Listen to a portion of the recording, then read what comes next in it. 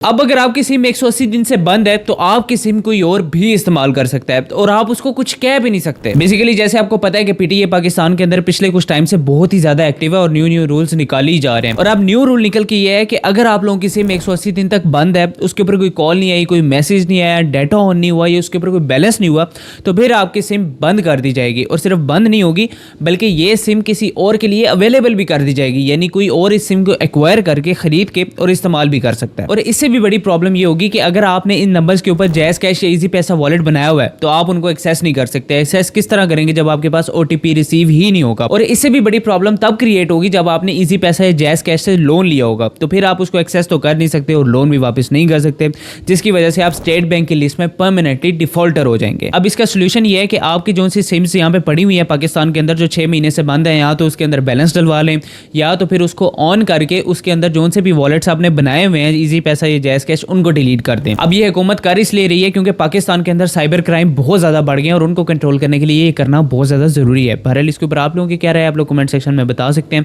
Thanks for watching. Allah Hafiz.